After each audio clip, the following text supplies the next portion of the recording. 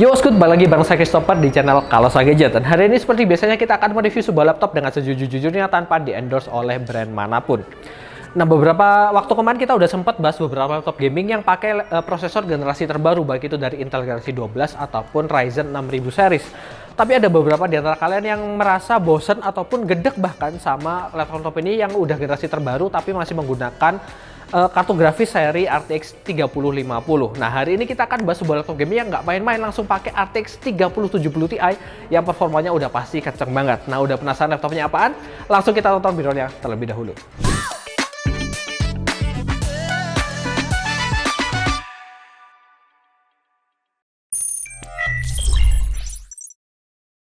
Ini adalah MSI GP66 Vector 12 UGS ya, walaupun sama-sama GP66 tapi berbeda namanya dibandingkan dengan generasi yang ke-11 kemarin, dimana sebelumnya namanya Leopard, sekarang jadi Vector. Untuk prosesornya menggunakan Intel Core i7 12700H dengan kartu grafis RTX 3070 Ti.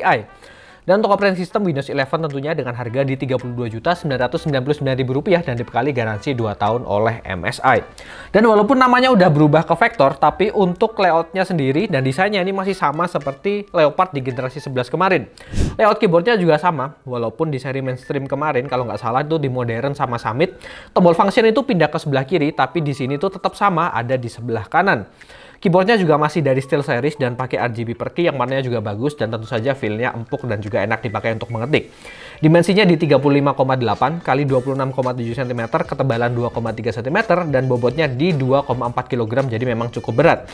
Dan secara desain keseluruhan ini cukup minimalis, clean dan terkesan modern. Jadi untuk skor desain kita bisa berikan skor 8,5 poin.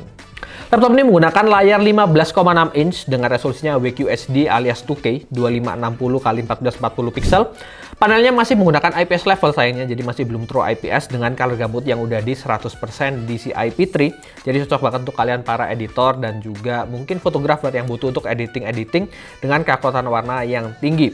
Tingkat kecerahan layarnya maksimum di 300 nits dan untuk refresh rate layar di laptop satu ini ada di 165 Hz, tapi tersedia juga untuk unit lain, SKU lain maksudnya, dengan refresh rate di 244 Hz. Jadi skor display di laptop ini kita bisa berikan skor 8,5 poin. Untuk I/O ports-nya kalian dapetin lengkap banget. Untuk semua USB Type-A di laptop ini sudah menggunakan 3.2 Gen 1, sedangkan untuk USB Type-C-nya menggunakan 3.2 Gen 2 dan sudah support untuk DisplayPort. Lalu kalian juga dapetin HDMI yang udah support sampai 4K di 120 Hz dan bahkan 8K di 60 Hz. Dan selain itu kalian juga masih dapetin mini DisplayPort. Dan berikut adalah footage lengkapnya untuk I/O ports.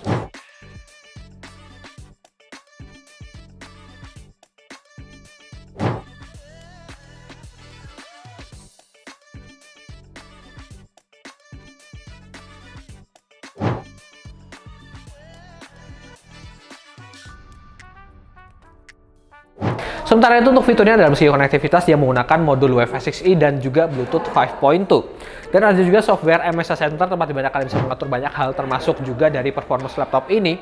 Dan kalau kalian masuk ke mode Extreme Performance itu akan sekaligus mengaktifkan MSI Overboost teknologi. Jadi ini nggak ada settingan terpisahnya untuk fitur satu ini, tapi akan langsung aktif kalau kalian masuk ke mode Extreme Performance. Intinya kalian akan bisa memaksimalkan untuk CPU dan GPU-nya bekerja dalam daya maksimumnya, sehingga kalian bisa mendapatkan performance yang paling maksimal. Dan ini tampilan webcamnya dengan 720 pixel dan 30 fps. Bisa dilihat hasilnya memang agak kurang bagus karena ini ditampilkan di layar 2K, jadi wajar aja untuk pixel-pixelnya kelihatan lebih besar dan lebih agak blurry gitu. Tapi untuk warnanya sendiri sebenarnya udah cukup oke. Dan kalian disediakan shortcut juga untuk matiin webcam dengan function dan F4. Dia langsung akan ke-detect. Dan untuk ngedetect lagi seperti biasa dari MSI butuh beberapa detik, 3-5 detikan kira-kira. Untuk skor fitur dan juga port secara keseluruhan kita bisa berikan skor 8 poin. Sekarang kita akan bahas mengenai performance-nya mulai dari prosesor terlebih dahulu dan seperti biasa detailnya kalian bisa lihat di sebelah sini. Dia menggunakan Intel Core i7 12700H dengan total 14 core terdiri dari 6 performance core dan 8 efficient core serta total 20 thread. Untuk performance core-nya sendiri dia punya base clock speed di 2,3 GHz dan boost-nya di 4,7 GHz. Lalu prosesor ini menggunakan fabrikasi 10 nanometer Intel 7 dengan electric cache-nya 24 MB dan TDP prosesor di 45 Watt seperti prosesor kelas performance pada umumnya. Lalu sekarang kita masuk ke hasil pengujian sintetis. Di R15 kita bisa dapatkan skor yang tinggi di 1733 poin. Untuk R20 single core-nya di 682 poin, tapi sayangnya untuk multicore ternyata nggak setinggi yang kita harapkan, yaitu cuma di 4000-an, di 4469 poin. Lalu untuk hasil looping sebanyak 10 kali kita bisa dapatkan rata-ratanya di 4466, jadi untuk kestabilan performance-nya ini sangat bagus banget. Dengan suhu rata-rata sebenarnya cukup adem di 60 derajat Celcius saja, tapi maksimumnya ini cukup tinggi di 96 derajat Celcius. Ya, ini sepertinya PR yang masih ada di MSI, bahkan sampai generasi ke-12 ini.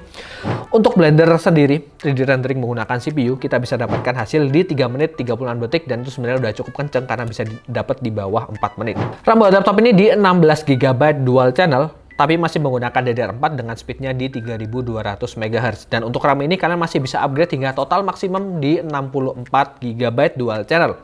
Sementara untuk storage-nya menggunakan SSD NVMe PCIe dengan kapasitas 1 TB dan speednya di 3632 untuk read-nya.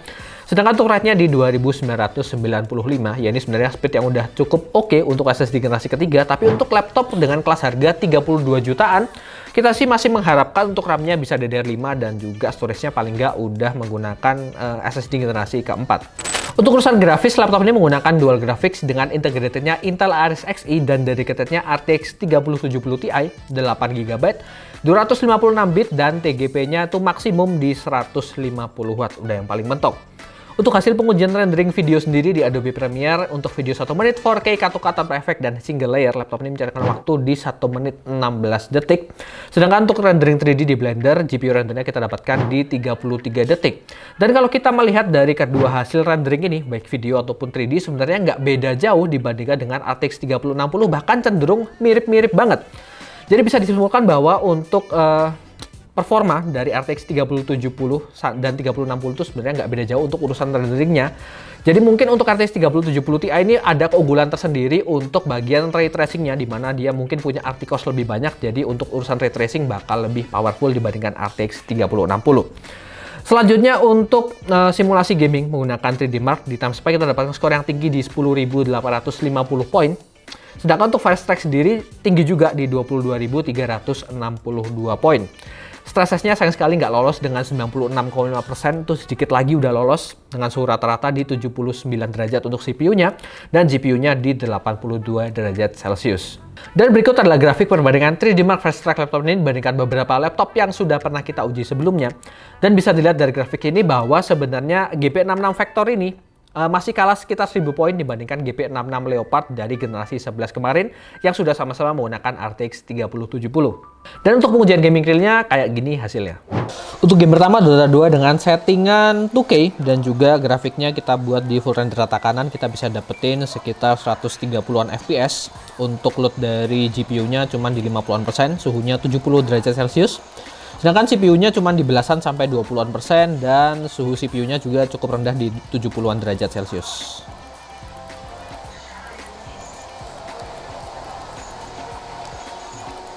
Selanjutnya CSGO dengan resolusinya tetap di 2K dan grafiknya ada di high, kita bisa dapetin FPS-nya di sekitar 160-an kalau scene-nya lagi tembak-tembakan.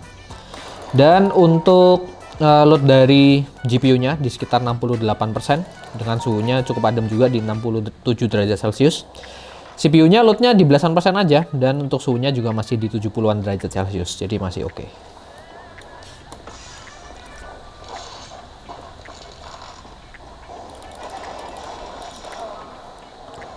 Untuk Valorant dengan resolusinya di 2K dan juga grafiknya ada di high-nya Valorant, kita bisa dapetin di sekitar 160-an FPS untuk gameplaynya.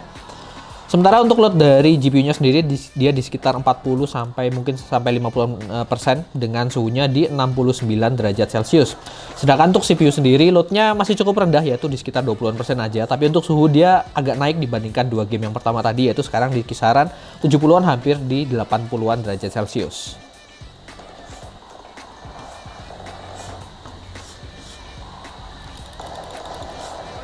Lanjut ke game AAA yaitu Far Cry 6. Ini kita bisa dapetin settingan 2K dan juga untuk grafiknya di ultra ini dengan FPS-nya di atas 70-an FPS, jadi ini tentu aja lancar banget. Sementara untuk load dari GPU-nya dia udah di 90-an bahkan sampai hampir 100% tadi bisa dilihat. Dengan suhunya masih cukup aman sih di 70-an derajat Celcius. Untuk CPU-nya sendiri loadnya cukup ringan yaitu di sekitar 20 sampai 30-an persen aja. Dengan suhunya juga masih ada di 70-an derajat Celcius, jadi masih cukup adem.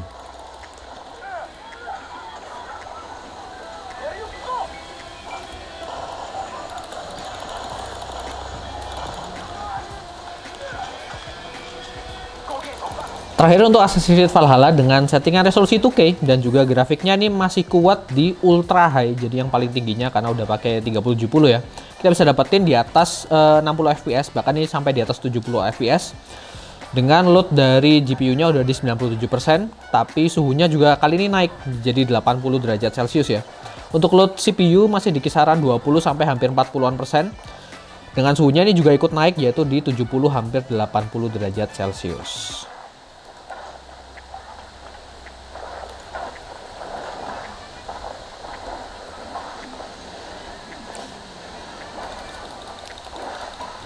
Untuk opsi upgrade laptop ini ketika kalian bongkar, kalian akan menemukan dua buah slot SODIMM yang masing-masing udah terisi RAM 8GB. Tapi seperti kita udah bilang tadi, kalian masih bisa upgrade hingga maksimal di 64GB dual channel. Sementara untuk storage-nya, satu slot M.2 udah terisi SSD bawaan, sementara masih ada satu slot lagi yang masih kosong. Dan kalian bisa upgrade hingga total storage-nya mencapai 2TB. Dan berikut adalah footage lengkapnya.